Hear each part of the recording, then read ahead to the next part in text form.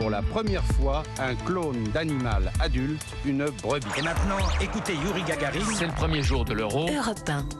7h24, c'est l'heure du jour où votre plongée quotidienne dans la boîte à souvenirs d'Europe 1. Bonjour Elam Medjahed. Bonjour Dimitri, bonjour à tous. On replonge avec vous ce matin dans l'incroyable affaire Paul Touvier. Après 45 ans de traque, le chef de la milice pro-nazie à Lyon pendant la Seconde Guerre mondiale est arrêté. Nous sommes le 24 mai 1989 dans un monastère du sud de la France. Interpellation il y a 34 ans donc au prieuré intégriste Saint-François à Nice, couvent où se cachait Paul Touvier, recherché pour crimes contre l'humanité. Son frère témoigne alors sur nos ondes. C'était une extrême stupéfaction pour la bonne et simple raison que je considérais mon frère comme défunt.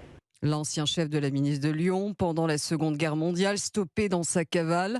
Un soulagement pour les anciens résistants de la région Rhône-Alpes. Réaction au micro d'Europe 1. C'est l'homme qui a été à la base de mes interrogatoires, de mes tortures. Il est responsable de pas mal d'assassinats, de pas mal de crimes. Ça rappelle des souvenirs et ça rappelle tous les copains qu'on a perdus, quoi. Je suis quand même content qu'il soit arrêté, qu'il soit jugé.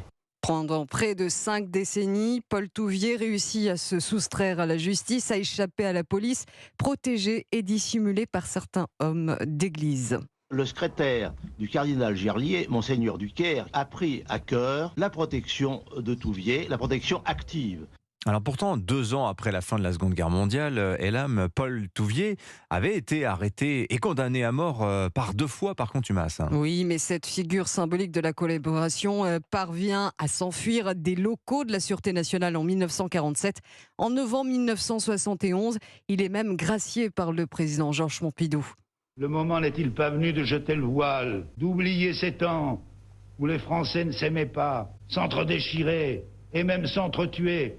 Amnistie de Paul Touvier provoquant la colère de certains citoyens qui promettent de lui faire payer ses crimes. Eh bien, lorsque nous l'aurons trouvé, nous le remettrons à la justice pour qu'il paye ses forfaits, puisqu'il est gracié. Est-ce que la justice ne va pas vous dire « nous n'avons rien à faire avec cet homme » Je n'ai pas dit les tribunaux, j'ai dit la justice.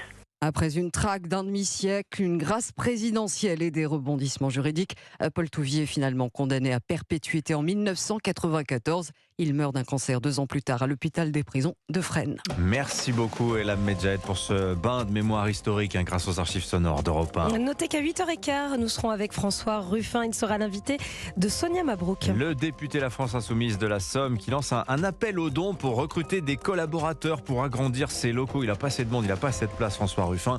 Il veut, dit-il, changer de division. Tiens, est-ce qu'il ne penserait pas à l'Élysée?